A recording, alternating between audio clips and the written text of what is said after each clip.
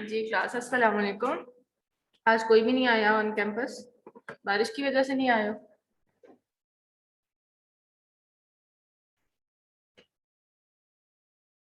आवाज आ रही है आप लोगों को?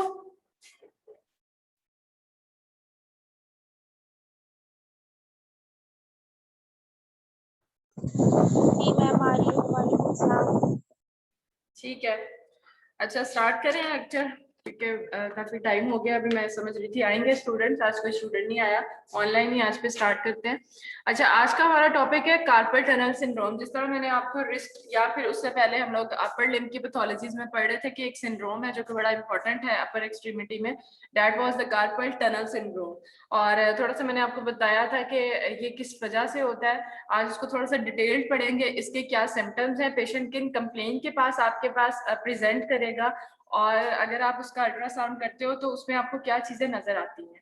ठीक है, तो कार्पल टनल सिंड्रोम बेसिकली जो है हमारे पास जो रिस्ट के अंदर मीडियन नर्व है उसके कंप्रेशन की वजह से ये सिंड्रोम होता है। ठीक है, तो बस ये पहले तो याद रखो ना कि इस कार्पल टनल सिंड्रोम किस नर्व का कंप्रेशन है। इट्स मीडियन नर्व कंप्रेशन, जो हमारे रिस्ट के अंदर आपके पास टनल बन रहा है जिसको कार्पल टनल हम लोगों ने रिस्ट में पढ़ा था, उसके अंदर मीडियन नर्व की कंप्रेशन। अब उस कंप्रेशन हमारे पास कंप्रेशन है, उसके डिफरेंट कॉजेज हो सकते हैं। ठीक है, अब या तो वो कोई ट्रॉमा की वजह से वहां पे कंप्रेशन आया है, हमारे पास वहां पे सराउंडिंग में बोन्स पड़ी हुई हैं, फ्लेक्सर्स बस टेंडन्स गुजर रहे हैं वहां से, उनका कंप्रेशन आ सकता है। ठीक है, प्रेगनेंसी के अंदर बहुत ज्यादा ये चीज कॉमन होती है। क्या होता है कि जो हमारे ज्वाइंट्स होते हैं ना, उनके अंदर फ्लूइड की अकोमुलेशन ज्यादा हो जाती है, जिसकी वजह साइनोवियल फ्लूइड जहां जहां ज्वाइंट्स होंगे, तो क्या होगा कि जिस रिस्ट ज्वाइंट है वहां पे भी फ्लूइड जो है वो बढ़ जाता है, और उसकी वजह से भी वो मीडियन नर्व के ऊपर कंप्रेशन कॉज कर सकता है। ठीक है, इसी तरह ओबेसिटी जो है उसके अंदर भी चांसेस है कि वो मीडियन नर्व कंप्रेस हो जाए। These are some causes. ठीक, पेशेंट फिर ये कंप्रेशन के बाद कुछ कंप्लेन्स के साथ आता है। आपको ये चीज पता होगी कि हमारे पास जितनी भी नर्व की कोई भी डिजीज होती है, न्यूरोपैथी के अंदर जो आपके पास सिम्टम्स आते हैं, पेशेंट प्रेजेंट करता है, वो ज्यादातर जो है वो आता है आपके पास टिंगलिंग सेंसेशंस के साथ। ठीक है, मोस्टली आप लोगों ने देखा होगा, कभी आप लोग ज्यादा एक साइड पे रात को सोए हो तो सुबह आप उठते हो तो आपको जो अपनी एक बाजू है वो थोड़ी सोई सोई सी फील होती है। ठीक है, नमनेस फील होती है उसके अंदर, ऐसा लगता है जिस तरह उसमें जान ही नहीं है, ऐसे टिंगलिंग इफेक्ट्स आ रहे होते हैं। ठीक है, वो क्यों होता है? वो इसलिए होता है कि समटाइम हमें नहीं सोते पता चलता, हम लोग एक साइड पे ज्यादा सो जाते हैं, तो हमारे जो ब्रेकियल नर्व्स हैं मे बी वो कंप्रेस हो गई हैं। ठीक है, आपकी पोजीशन इस तरह की थी, आपका पोस्चर इस तरह का, जिसकी वजह से कंप्रेस हो गई है नर्व। जब भी कंप्रेस होगी नर्व, उस तरह की आपके पास सेंसेशंस आएंगे, उस तरह की पेन होगी। ठीक है, तो ये आ गया आपके पास सिम्टम्स के नर्व की वजह से किस तरह के आपके पास सिम्टम्स आते हैं। फिर हमारे पास इन्वेस्टिगेशन में आ जाओ, तो हमारे पास इन्वेस्टिगेशंस में क्या हो सकती हैं। सबसे पहले इन्वेस्टिगेशन में हम लोग करते हैं अल्ट्रासाउंड। ठीक है, फिर हमारे पास और भी मोडालिटी है फॉर डिटेल्ड इमेजिंग, वो हम आज पढ़ते हैं कि कौन सी जो मोडालिटी है वो हमारे पास बेहतर इन्वेस्टिगेट कर सकती है for the carpal tunnel syndrome. ठीक है, इन्वेस्टिगेशन हो गई, हमने डायग्नोज कर लिया कि इसको कार्पल टनल सिंड्रोम है। देन उसको हम हम नहीं ट्रीटमेंट करते, लेकिन ये ज्यादातर फिजियोथेरेपी वालों का काम है। हम ट्रीटमेंट को भी आज थोड़ा सा हम लोग देख लेते हैं कि किस तरह के ट्रीटमेंट्स होते हैं। दो तरह के, कंजर्वेटिव और सर्जिकल या ट्रीटमेंट किया जाता है। ठीक है, सर्जिकल के अंदर ऑब्वियसली जो कॉज कर रहा है कंप्रेशन, उसको सर्जिकली ट्रीट किया जाता है। अदरवाइज जो है कंजर्वेटिव्स के अंदर जो है कुछ पेन रिलीफ मेडिसिन दी जाती हैं, या फिर हमारे पास कुछ वो ऐसे होते हैं, वो जो फिजियोथेरेपी वालों के पास, उनको ज्यादा बेहतर पता होता है इन चीजों का कि किस तरह नर्व्स की जो है ना उनको ट्रीटमेंट कर सकते हैं विदाउट सर्जरी। ठीक है, तो आज का लेक्चर सारा यही है जो मैंने अभी आपको एक्सप्लेन कर दिया। वह इसको वन बाय वन अब स्टार्ट करते हैं। कॉज मैंने आपको जिस तरह बताई है, it occurs most often in patient 30 to 60 years old, 2 to 3 times more common in women than in men, and may affect 1% to 10% of the population. Above 30 की एज में ये ज्यादा कॉमन हो जाता है और वुमेन में ये चीज ज्यादा है। ठीक है, इंट्रोडक्शन क्या होगा इसका? Is the most common upper extremity compression neuropathy results from the median nerve compression with in the carpal tunnel. ये अब हमें पता चल गया, carpel tunnel syndrome is the compression of the median nerve. Carpal tunnel हमने देखा था जब हमने रिस्ट पढ़ा था कि उसके अंदर कौन से जो है ना कंटेंट्स थे जो गुजर रहे थे। वहां पे हमारे पास फ्लेक्सर्स ज्यादातर टेंडन थे, कार्पल टनल उसके साथ मीडियन नर्व गुजर रही थी, ठीक है। तो उसके कंप्रेशन की वजह से हमारे पास कार्पल टनल सिंड्रोम डेवलप होता है। So this is the median nerve जो कि देख रहे हो, रिस्ट के बिल्कुल सेंटर से गुजर के आगे आपकी फिंगर्स को जो है वो सप्लाई दे रही है, ठीक है। उसकी सेंसेशंस जब भी खत्म होंगी तो ये फिंगर्स के अंदर इस तरह हमारे पास मीडियन नर्व इन एरिया में जाके आपको प्रॉब्लम कर सकती है। तो median nerve is compress at the wrist resulting in a numbness और द पेन। अच्छा, कार्पल टनल की एनाटमी अगर देखें तो हम लोगों ने रिस्ट में ये चीज पढ़ी थी कि कि किस तरह में बनता है, उसके कंटेंट्स क्या हैं और उसकी बाउंड्रीज और इंटीरियर पोस्टीरियर हमारे पास। ये बस आपने याद करना है। पोस्टीरियर बॉर्डर हमारे पास कार्पल बोन्स बना रही है, इंटीरियर बॉर्डर हमारे पास कार्पल लिगामेंट बना रहा है। उसकी जो साइडों पे बाउंड्रीज हैं प्रॉक्सिमल और डिस्टली, उसको जो है हमारे पास जो बोन्स थी लास्ट में पिसिफॉर्म और नीचे जो थी hamate and tubercle of trapezium, ये हमारे पास बाउंड्रीज हमारी बोन्स की बनाई थी। अगर इस पिक्चर को देखो तो आपको अंदाजा होगा कि बोन्स किस तरह हमारी इनको क्या कहते हैं, उसकी कार्पल टनल की पूरी चारों तरफ की बाउंड्रीज बनाई थी। उसके सेंटर में बिल्कुल मीडियन नर्व मिलेगी।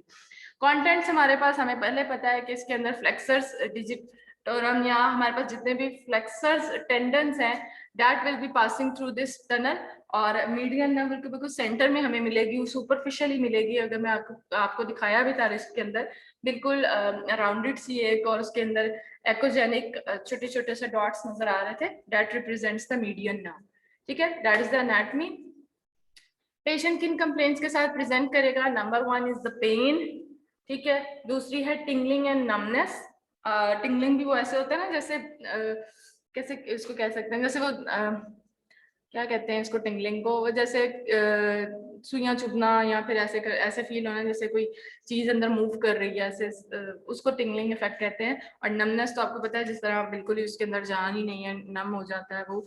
और पेरेस्थीजिया या thinner muscles atrophy, thinner muscles कौन से, हमारे जो थंब के मसल्स है उनकी एट्रोफी हो जाती है। पेशेंट इन कंप्लेंट्स के साथ आपके पास प्रेजेंट करेगा तो आप कह सकते हो कि ये अगर इस तरह की सेंसेशंस उसको नहीं आ रही हैं तो दैट मीन्स उसको कोई नर्व की प्रॉब्लम आ रही है।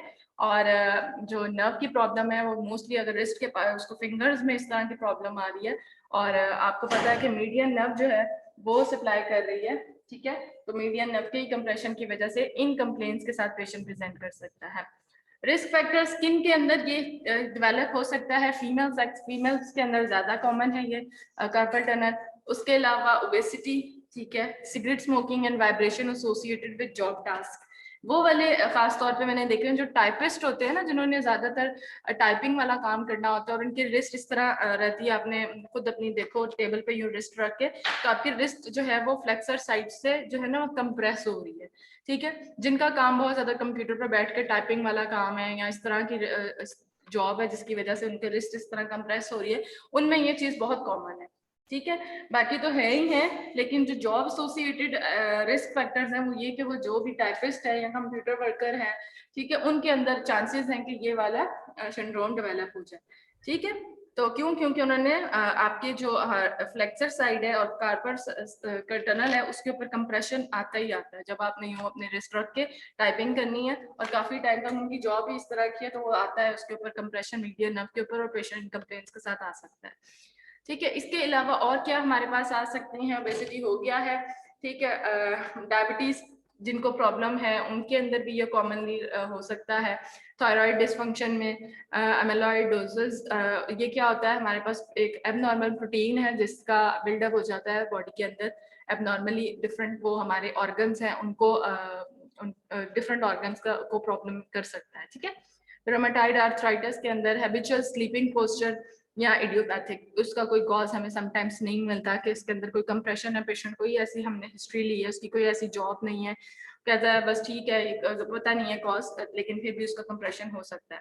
तो ये स्लीपिंग पोस्चर का तो मैंने आपको बताया, समटाइम्स हमें नहीं पता चलता, ठीक है। खास तौर पे आप लोग टीवी देख रहे होते हैं और नेक के अंदर आपको नहीं पता सोफे पे लेट गए, ठीक है, पोस्चर, उसकी वजह से आपकी नर्व्स के बहुत ज्यादा प्रॉब्लम आ सकती है। रात को आपने पोस्चर नहीं प्रॉपर रखा ठीक है, तकिया ऊंचा नीचा, ये उसकी वजह से नर्व के अंदर कंप्रेशन आ जाती है और उसकी वजह से इसी तरह की प्रॉब्लम्स आती हैं। ठीक है, अच्छा, पैथोफिजियोलॉजी क्या है? प्रेशर्स और of more than 20 to 30 M impedes epinural blood flow and nerve function is impaired। ठीक है, जितना उसका प्रेशर या फिर हमारी जो वो है नर्व है, उसका क्रॉस सेक्शनल एरिया अगली स्लाइड पे मैं बताती हूँ कितना नॉर्मल होता है। अगर उससे एक्सीड कर जाता है और उसका प्रेशर बढ़ जाता है, that will cause the compression over the median nerve। अब reduction in the cross sectional area of the city, ठीक है, इसमें है मेल अलाइनमेंट या Kulish fracture, oedema, infection, trauma या ट्यूमर्स। ये सारे जो है कॉजेज हो सकते हैं। एडिमा है, आपके पास फ्लूइड अकोमुलेट हो गया उस जगह पे, इन्फेक्शन या ट्रॉमा या ट्यूमर्स, ये सारी चीजें क्या कॉज करेंगी आपके पास, उस जगह का कंप्रेशन कॉज करेंगी। ठीक है, ट्यूमर है, ऑब्वियसली उसने सराउंडिंग स्ट्रक्चर्स पे कंप्रेशन, ट्रॉमा है, गिरा है कहीं पे या कोई चोट आई है तो उसने उस जगह पे कंप्रेशन कॉज किया है, इन्फेक्शन या एडिमा, उसकी वजह से फ्लूइड ज्यादा हो गया है और फ्लूइड ने क्या करना है, आपके सराउंडिंग स्ट्रक्चर को कंप्रेस कर देना है। Factors that involve in the pathogenesis क्या हो सकते हैं? Decrease in the size of the carpal tunnel, जब पूरा का पूरा कार्पल टनल का साइज ही डिक्रीज हो जाता है, ऑब्वियसली वो मीडियन पे कंप्रेशन करेगा। Increase in the contents of the canal, जो चीजें उस कार्पल टनल से गुजर रही हैं, increases in the contents means उनके इन्फ्लेमेशन की वजह से उनका साइज इंक्रीज हो गया जिसने कंप्रेशन कॉज किया। इन्फ्लेमेटरी कंडीशंस हैं, alterations of the fluid balance या external forces, these are all the causes that will cause median nerve compression। अच्छा, डायग्नोसिस की तरफ आ जाओ। अब हम लोग कुछ, मैंने आपको बताया था, एक तो हम लोग डायग्नोसिस करते हैं थ्रू टेस्ट। ये फिजियोथेरेपी वालों को टेस्ट के बारे में काफी अंदाजा होगा कि उसके पास अगर पेशेंट इन कंप्लेंट्स के साथ आया है तो वो सबसे पहले उसका कोई टेस्ट करेंगे। ठीक है, वो टेस्ट मैं अभी आपको बताती हूँ कौन कौन से टेस्ट होते हैं। ठीक है, और उन टेस्ट को देखते हुए अगर वो पेन कॉज कर रहे हैं, नमनेस हो रही है, जो हमने अभी उसके सिम्टम्स पढ़े थे, तो वो हम लोग उस तरह भी डायग्नोज कर सकते हैं। ठीक है, अदरवाइज जो इन्वेस्टिगेशन में जाएं तो फिर हम लोग फिर इमेजिंग मोडालिटीज की तरफ उसको जाके मीडियन नर्व को प्रॉपर्ली विजुअलाइज कर सकते हैं। तो ये हमारे पास टेस्ट हैं जिसको हम ये करवा के उसको जो है देखते हैं। Number 1 is the wrist flexion, फिर दूसरे नंबर पे हमारे पास नर्व परकशन और टॉर्निकस टेस्ट। ठीक है, अब इनको वन बाय वन देख लेते हैं। नंबर 1 साइन जिसको हम डायग्नोज करने के लिए, ये 3 आप लोगों ने याद रखे। Number 1 is the Tinel sign. इसमें क्या होता है कि आपके इस तरह परफॉर्म करते हैं कि इसकी पहले पिक्चर देखो, आपको समझ आए। ये देखो, यहाँ से ना मीडियन नर्व गुजर रही है। ठीक है, फिंगर से ना आपको इस जगह पे इसको टैप करते हैं, इस तरह tap tap tap tap tap tap. इस जगह टैप करने से पेशेंट कंप्लेन करेगा, उसको सेंसेशन, पेन्स एंड नीडल्स, इस तरह के उसको टिंगलिंग इफेक्ट्स आना स्टार्ट हो जाएगा जब आप उसके नर्व के ऊपर इस तरह का कंप्रेशन दे रही हो। ठीक है, तो it is perform by lightly tapping over the nerve to elicit a sensation of tingling or pins and needles in the distribution of the median nerve। तो एक इसको टेस्ट को कहते हैं टीनल टेस्ट। इसके लिए हम लोग टैप करते हैं मीडियन नर्व को, जिसकी वजह से पेशेंट कंप्लेन करेगा, उसको टिंगलिंग और पिंस और इस तरह उसको ऐसे लगता है सुइयां चुभ रही होती हैं उसके हाथ में, या इस तरह करके उसको सेंसेशंस आती हैं। तो आप इसको डायग्नोज करने के लिए ये टेस्ट कर सकते हैं। ठीक है, दूसरा है फैलन टेस्ट। ये क्या होता है कि इसमें आप पेशेंट के दोनों रिस्ट को, पिक्चर पहले देखो, इस तरह दोनों जो आपके हैंड्स है ना, उनको इस तरह दोनों को साथ मिला के नीचे की तरफ को जो है इस पोजीशन में रखते हो। इस पोजीशन में 30 सेकंड्स के लिए पेशेंट को कहेंगे कि आपने अपने हाथ को इस तरह रखना है, तो पेशेंट साथ ही कंप्लेन करेगा पेन के साथ और उसको वही सिम्टम्स अपीयर्स होंगे। तो आप कहोगे कि ये डायग्नोज करने के लिए कि इसको कार्पल टनल सिंड्रोम है। ठीक है, the patient is asked to hold their wrist in complete and forced flexion, जो कि मैंने अभी पोजीशन बताई है, 30 to 60 सेकेंड्स के लिए the reappearance of the symptoms occur. ठीक है, ये दूसरा टेस्ट आपको बस मैं अगर पिक्चर देती हूँ डायग्राम में इन टेस्ट की, तो आप फौरन से टेस्ट बता दो ये टेस्ट कौन सा परफॉर्म किया जा रहा है। और अगर मैं पूछती हूँ कि ये वाला टेस्ट है तो ये किस लिए परफॉर्म किया जाता है, तो diagnose the carpal tunnel syndrome. ठीक है, ये देख लिया आपने, ये फैलन टेस्ट। फिर तीसरा है रिवर्स फैलन टेस्ट। ये जो नीचे की तरफ हाथ है, जिस तरह प्रेइंग पोजीशन होती है ना, ये देखो ये वाली, आपके हैंड्स ऊपर की तरफ, इस पोजीशन में भी आप यहाँ फिर आप एक हाथ को पीछे की तरफ फोर्सफुली एक्सटेंड करोगे तो पेशेंट कंप्लेन के साथ आपको प्रेजेंट करेगा। और उसमें भी ये होता है कि पेशेंट की सेंसेशंस उसी तरह आपको क्या कह सकते हैं फील होंगी। ठीक है, तो उसमें आप डायग्नोज कर दोगे कि इस पेशेंट को क्या है, कार्पल टनल सिंड्रोम। तीनों टेस्ट याद रहें, ठीक है। तीनों क्या होता है, आपने टैप करना है, दूसरा क्या है, आपने फैलन टेस्ट, और तीसरा रिवर्स फैलन टेस्ट, ठीक है। तो ये टेस्ट परफॉर्म किए जाते हैं to diagnose the carpal tunnel. अच्छा, एक और है टेस्ट जिसको कहते हैं डर्कन टेस्ट। इसके अंदर क्या होता है, direct compression is applied to the median nerve for 30 second with the thumb. अब उसके अंदर जो टिनल था, उसके अंदर क्या करते थे, हम टैप कर रहे थे, हल्का हल्का हल्का, जिस तरह टैप करते हैं ना, टैपिंग वाली इसमें थी। इसके अंदर आपने खुद से उसके ऊपर थोड़ी 30 सेकंड्स के लिए कंप्रेशन देना है, जिसको डर्कन टेस्ट कहते हैं। Patients with CTS, carpal tunnel syndrome, usually have symptoms of numbness, pain, and paresthesia in the median nerve distribution. Compression दिया, पेशेंट के आगे सेंसेशन इसी तरह खत्म, ठीक है। उसको पेन आना स्टार्ट हो जाएगी, नमनेस शुरू हो जाएगी, दैट मींस उसके कार्पल टनल सिंड्रोम है। इस तरह मीडियन नर्व कंप्रेशन दे जाएगा। फिर हमारे पास क्या है modalities to visualise the carpal tunnel syndrome. We have CT scan, we have ultrasonography and MRI, ठीक है। ये हमारे पास मोडेलिटीज हैं जिससे हम लोग मीडियन नर्व को देख सकते हैं। बट सिटी स्कैन हमारे पास, हमें पता है कि it displays the bony structure clearly but does not define the soft tissue accurately. तो सिटी स्कैन कैंसिल, खत्म। हम इससे अपने मीडियन नर्व या कार्पल टनल सिंड्रोम को रूल आउट नहीं कर सकते। दूसरा हमारे पास आ गया अल्ट्रासाउंड, और तीसरा एमआरआई। अल्ट्रासाउंड के अंदर अब ये डायनामिक इमेजिंग है, ठीक है। इसके अंदर हम लोग कुछ टेंडेंस की ड्यूरिंग स्कैन मूवमेंट करवा के उनको विजुअलाइज करते हैं, ठीक है।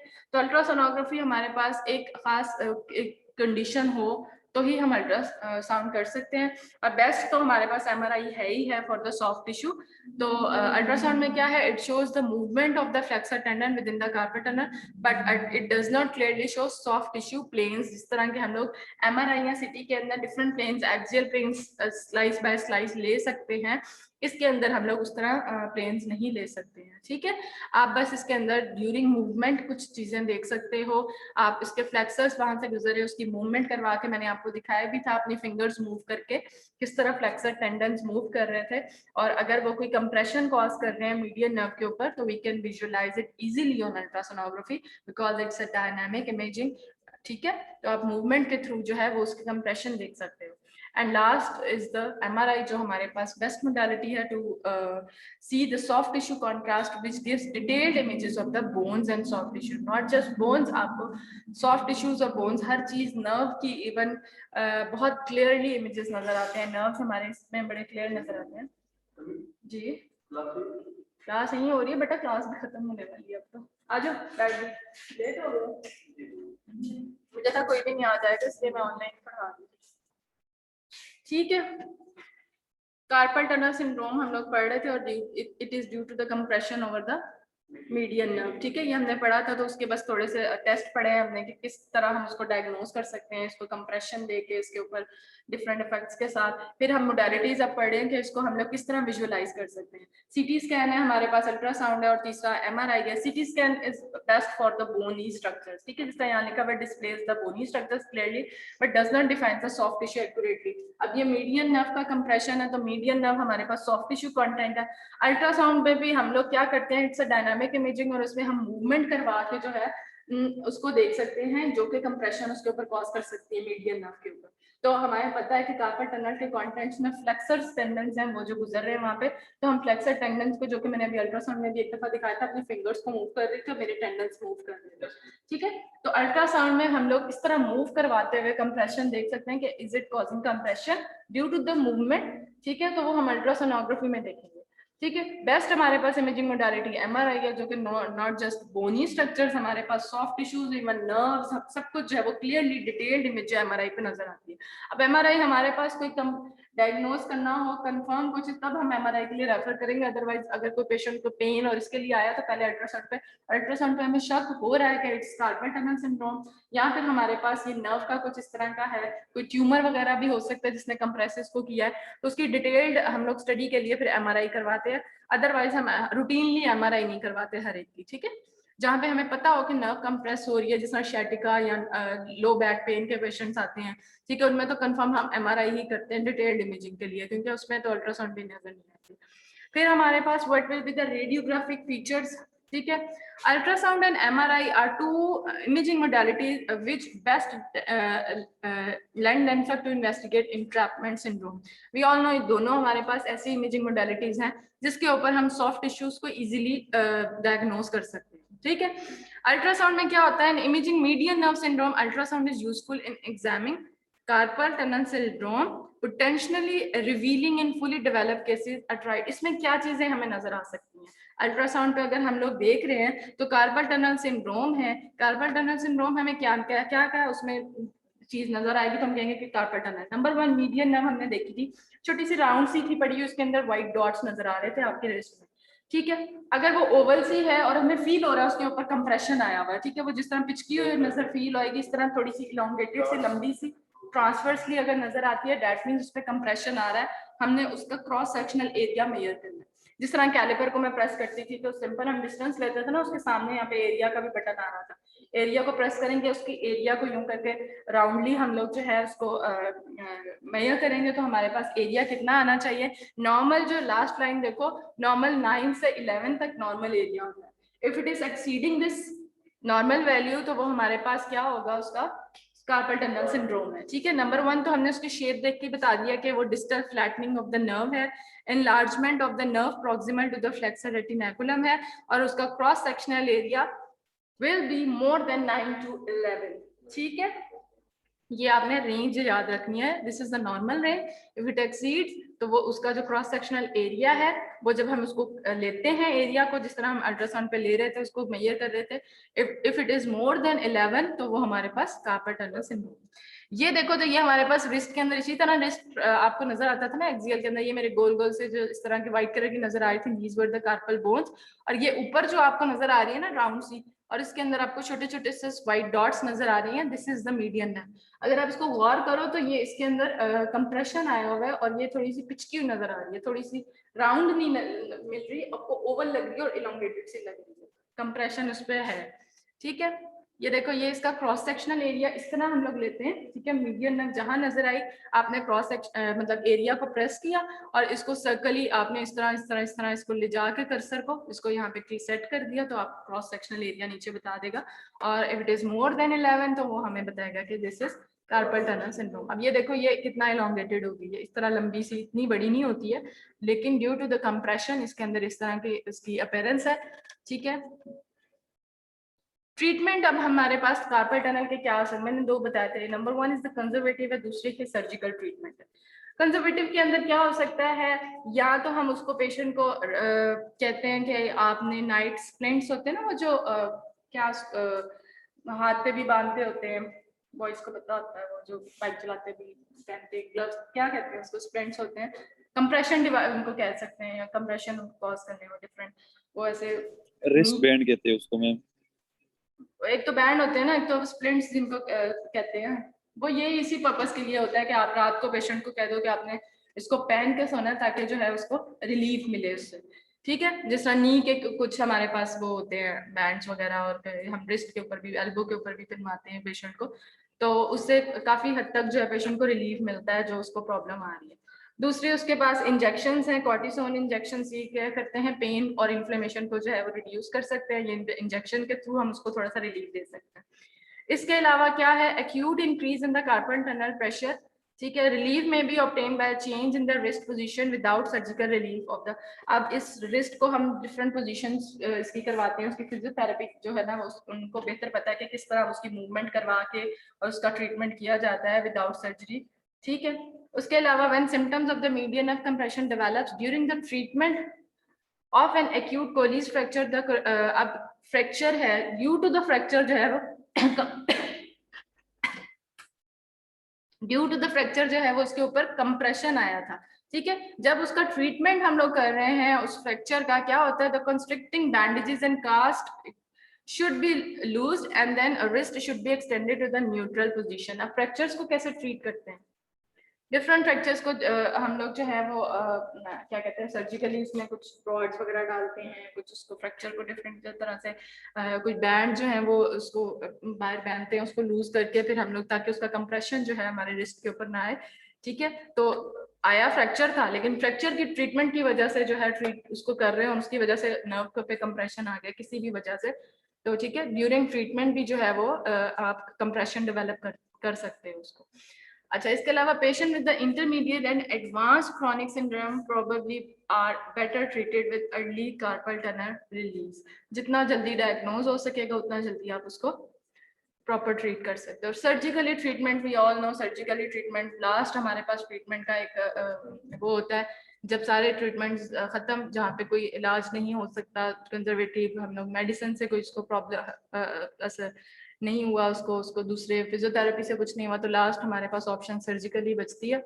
तो फिर उसको हम लोग पहले देखते हैं कि हम लोग किस हद तक उसका सर्जिकल ट्रीटमेंट कर सकते हैं, कंप्रेशन क्या कॉज किया है पहले उसको, मे बी कोई फ्लूइड जो था वो बहुत ज्यादा उसको सराउंडिंग में साइनोवियल फ्लूइड जिसका कंप्रेशन आ गया, हम फ्लूइड जो है वो सर्जिकली रिमूव कर सकते हैं, एस्पिरेट कर सकते हैं।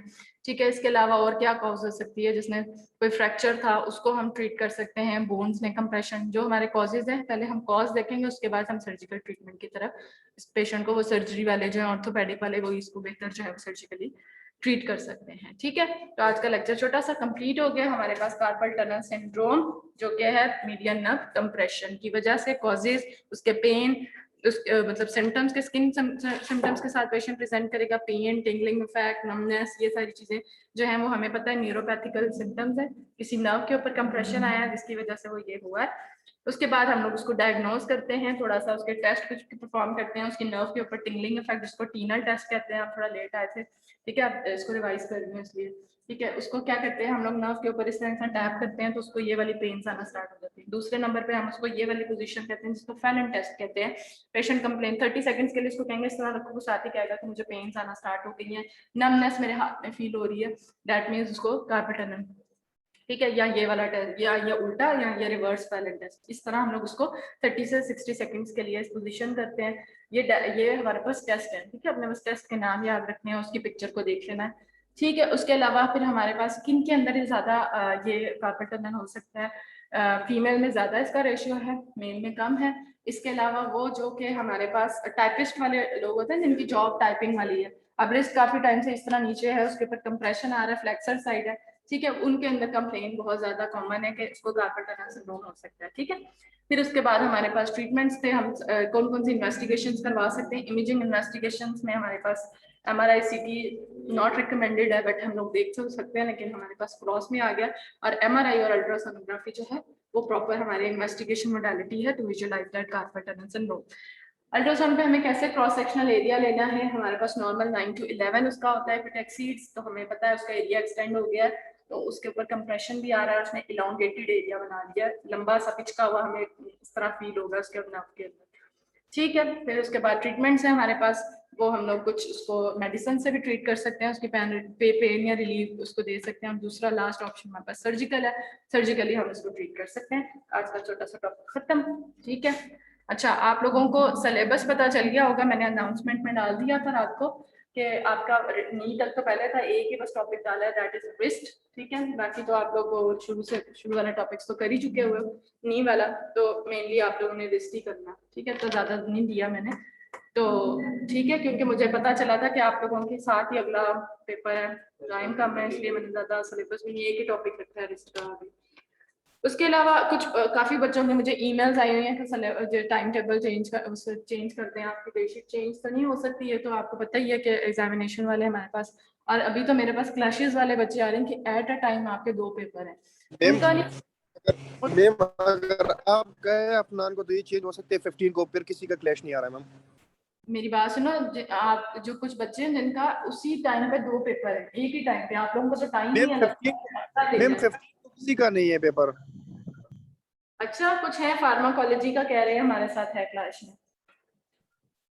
मैम आप मैम सर अफनान को बोलें कि पेपर लेट कर दें, क्योंकि हम लोगों का MRI का पेपर भी साथ ही है, मतलब 5 को मेडिसिन का है, 6 को आपका है और 8 को MRI का, तो हमारा तो बिल्कुल टाइम नहीं मैनेज हो रहा। तुम लोगों को तो फिर डे मिल गया अगले दिन है ना, कुछ बच्चों को तो एट अ टाइम एक ही टाइम पे 2 पेपर है और उसका कोई हल नहीं निकला, और हमें अफनान ने बोला कि आधा टाइम हमको दो, उन्होंने आगे पीछे पेपर देने, आधा घंटे 1 घंटे का पेपर, आधे घंटे में वो एक पेपर देगा, आधे घंटे में वो दूसरा पेपर देगा, इस तरह भी पेपर देने को दे रहे हैं, वो उस पर नहीं मान रहे तो तुम लोगों को दिन चेंज करेंगे वो लोग? कभी भी नहीं होगा। तो तुम लोगों को तो पूरा दिन मिला हुआ है अगला, ठीक है। तो टॉपिक आप लोगों के पास इसका तो थोड़ा सा रिस्क का ही है, बाकी तो आपको बस रिवाइज करने वाली चीजें जो पहले थी उनको आपको पढ़ लिया हुआ। इमेजेस देख लेना जरा, जो कंफर्म इमेजेस है ना, जो सही से आप देख पा रहे हो कि ये चीज है। नी का देखा था हम लोगों ने कि दोनों बोन सेंटर में मेनिस्कस अगर लेबल करने को दे रही हूँ, ऊपर अगर व्हाइट कलर का बैंड नजर आ रहा है तो वो कोई लिगामेंट ही हो सकता है जो बोन्स को यूनाइट कर रहा है। अगर कोई मसल नजर आ रहा है और आगे कंटिन्यूशन है व्हाइट बैंड की नजर आ रही है तो वो टेंडन होगा, ठीक है। ये चीजें मैंने आपको लाइव भी दिखाई है, इस तरह की कंफर्म इमेजेस को जरूर देखना, ठीक है। उसके अलावा अगर कोई नर्व दिखा रही हूँ तो नर्व भी कंप्रेस प्रॉपर नजर आ रही है उसको एक्सियल के अंदर व्हाइट डॉट्स के अंदर, जो कि आपको जनरली मैं चीजें बता चुकी हूँ कि जनरली ये चीजें हमने मस्कुलोस्केलेटल में देखनी होती है और वो इस तरह नजर आती है। लिगामेंट कैसे नजर आता है, टेंडन कैसे नजर आता है, मसल कैसे नजर आता है, ठीक है। हनीकॉम अपीयरेंस किसमें नजर आती है, ठीक है। नर्व हमारे जो जिसमें शॉर्ट आपको डॉट्स नजर आते थे, ये हमने सबसे पहले लेक्चर में देखा है, हमने लाइव भी देखा है इसको अल्ट्रासाउंड करते हुए कि हमारे पास ये तीनों चीजें हमारे पास कैसे नजर आ रही है। इमेजेस देख लेना, ठीक है। कंफर्म इमेजेस होंगे बहुत, आप ये ना कहना आपके लेक्चर्स में से ही होंगे, क्लियर इमेजेस होंगे, फौरन आप उसको देख सकोगे, ठीक है। उसके अलावा एमसीक्यूज है, वो तो सीधे सीधे एमसीक्यूज होंगे इन लेक्चर में से। कुछ सिनेरियोस बना सकते हैं जिस तरह मैंने पहले बनाए थे कि आपको कंप्लेंट्स पता हो और आपको पता हो कि इन एथलीट्स के अंदर ये पेन आ रही है, ठीक है। टेबल को देख लेना अच्छे से, जो टेबल कंप्लेन वाला था ना कि अगर कोई ट्रॉमा है, ट्रॉमा के अंदर अब हमें पता था कि ये वाला लिगामेंट या ये टेंडन रप्चर हो गया, ठीक है। तो अगर मैं आपको पिक्चर दिखा रही हूँ कि वो गिर रहा है, दैट मीन्स उसको ट्रॉमा ही है। अगर वो इंटीरियर गिर रहा है, पोस्टीरियर गिर रहा है, वो चीज है, वो भी आपको पता होनी चाहिए कि इंटीरियर उसकी ज्यादा पोजीशन इस तरह का काम है तो आपको इंटीरियर वाली चीजें पता होंगी, ठीक है। इंटीरियर पोस्टीरियर वाली अगर कोई सिनेरियो इस तरह का आता है तो, ठीक है, कि ये वाला कोई था उसका ये काम था, हैमर वाला काम था उसका, इस तरह मैंने कुछ आपको बताई है। इस तरह के कुछ सिनेरियोज हो सकते हैं, वरना जो है क्लियर मेन वहीं से उठा के एससीक्यूज जो हैं वो सिर्फ 2 नंबर का, ज्यादा से ज्यादा बड़ा भी हुआ तो 2 नंबर का होगा, बहुत बड़े एससीक्यूज नहीं होंगे, ठीक है। उसमें अभी आपको बस कोई डेफिनेशन पूछ लूंगी या कोई ऐसी चीज देखती हूँ, अगर मैं एससीक्यूज देने हुए तो दे दूंगी, नहीं तो कोशिश करूंगी एमसीक्यूज और एक दो इमेजेस ही रखूंगी, ठीक है। लेकिन अभी एससीक्यूज देखती हूँ, अगर बना तो, वरना मुझे नहीं लग रहा कि शायद बने, बना भी तो 2-2 नंबर का कोई सीधा सीधा पूछ लूंगी। नंबर को देखते हुए आंसर करना, ठीक है। अगर ज्यादा नंबर का है तो इसलिए उसी तरह उसके डिटेल लिखना कि आपको अगर 5 नंबर का है तो 3 चीजें पूछी होंगी मैंने, 2-2 करके उसका नंबर होगा, तो उनको डिफाइन करना वैसे ही। अगर छोटा सा है तो डायरेक्ट उसका पॉइंट बस लिखो कि ये चीज है, लंबी लंबी कहानियां मत लिखना, ठीक है। तो वो 2-2 नंबर का, इससे बड़ा मैंने कोई क्वेश्चन नहीं देना आपसे, इजी सा होगा। पता है आप लोगों के एक पेपर आगे पीछे ही आ रहे हैं, लेकिन ये मैं आपको पहले कहती रही थी तैयारी पूरी रखो, आपके पास टाइम शॉर्ट है, मिनट्स की तैयारी रखो, मिनट्स की तैयारी रखो। एक ही टॉपिक मैंने इंक्लूड किया है रेस्ट का बस, ठीक है। 6 को है ना, 6 को, ठीक है। पेपर भी नहीं बनाया मैंने, अभी पेपर बना लूंगी, पेपर बना कर दिखा दूँ तैयारी कर लो। और मुझे पता है हम लोग भी स्टूडेंट लाइफ से गुजरे हुए, एक दिन पहले ही करना होता है हम लोगों ने भी तैयारी। मैम इजी बनाना। हाँ हाँ, टेंशन भी ले रही है, पूछूंगी तुम्हारा नाम क्या है, कौन सा सब्जेक्ट है।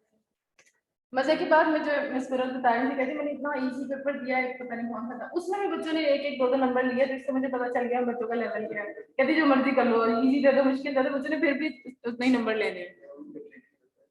अच्छा अच्छा, मेरा तो सीधा सीधा इजी होता है, अभी भी फिर भी बच्चे कहते हैं मेरा पेपर मुश्किल होता है। मैं स्कोर सिनेरियोस ज्यादा देती हूँ, मैंने सुना।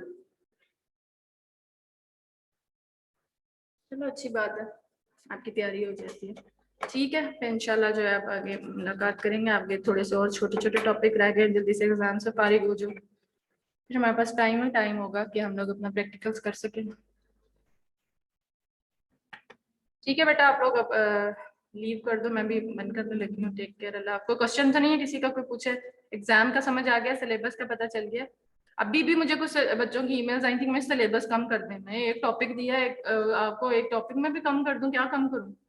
ठीक है, रेस्ट है, नहीं तो आप पढ़ चुके हैं, उसका रिवाइज करना है मैं साथ में, तो इसलिए बस रिस्ट को अच्छे से पढ़ लेना, ठीक है। कंपार्टमेंट्स अच्छे से देखना, उनके रिस्ट के जरूर देखना, बल्कि फर्स्ट कंपार्टमेंट में कौन से अटेंडेंस थे, सेकंड, थर्ड, फोर्थ, 5, 6 किस साइड से स्टार्ट हो रहे हैं, ठीक है। कंपार्टमेंट्स लिस्ट के अच्छे से देखना, इमेजेस अगर कुछ समझ आ रही हैं तो उनको गौर कर लेना, ठीक। चलो ठीक है, फिर टेक केयर, अल्लाह हाफिज। मैम हाँ जी। मैम मेरी ना मेमोग्राफी की असाइनमेंट थी, तो वो अपलोड नहीं हो रही थी मैम। मैंने 3 घंटा अपलोड की, वो शायद ज्यादा थी एमबीज और मुझे कंप्रेस करना नहीं आता था, तो मैंने आपको मेल कर दी थी। मैंने कहा था जिनकी नहीं हो पा रही है वो मुझे स्क्रीनशॉट सेंड कर दें कि उनके एलएमएस में कोई मसला आ रहा है, तो मैं फिर उसको उस पर एक्सेप्ट कर लूंगी ईमेल के ऊपर, ठीक है। तो मैम वो तो मैंने आपको मेल की हुई है मैम, वो ज्यादा था, शायद कंप्रेस नहीं हो रहा था। 3 चलो मैं घंटे मैंने देखूंगी। ट्राई की। आपने उसी दिन ईमेल की है कि लेट की है? जी मैम उसी दिन किया, पहले ही किया मैंने, मैम के मेरे बाद साथ भी में। ठीक है, अगर उसी दिन पहले करती है तो कोई मसला नहीं। ठीक है मैम जी मैम मेरा भी यही इशू आ रहा था, अपलोड मैंने चलो आपको सेंड मेल करती कर है दी ना, थी। किसी ना किसी थ्रू तो सेंड करती है ना, मैं देख लूंगी। बस तुम लोगों को कोई ना कोई ड्रामे ही चाहिए होते हैं, किसी का ये इशू, नेट वाले इशू कब खत्म हो, ऑनलाइन क्लासेस खत्म हो, जान छूटे कसम से। इतने इश्यूज आते हैं नेट की वजह से। मेरा ख्याल है मिड के बाद तो ऑब्वियसली फिर सारा कुछ ऑन कैंपस ही होगा, फिर तो ऑनलाइन ऑनलाइन सारा खत्म हो जाना है आपके ये सब कुछ जो के चल रहा है सब खत्म, फिर सब ऑन कैंपस, जान छूटेगी कसम से। बहुत टेंशन है ऑनलाइन की। आप लोगों को शायद इजी लग रहा हो या कुछ इस तरह, हम लोगों के लिए ये टेंशन है। एक 300 बच्चा है मेरे पास, ठीक है। अब उनकी असाइनमेंट आपके पास ईमेल एक एक को देखना, और उसके बाद मैं तो एक एक चीज पढ़ती होती हूँ, ठीक है। बाकी तो ठीक है वो देख लेते होते, मैं तो निकालती होती हूँ। मुझे तो कोई बच्चा मिले कॉपी पेस्ट वाला मार्क्स कम करने के लिए, ठीक है, मुझे तो मजा आता है। मिल गई है बस, ठीक है। जिनकी हो गई है असाइनमेंट जिस भी तरह, मैं देख लूंगी उनको असाइनमेंट को।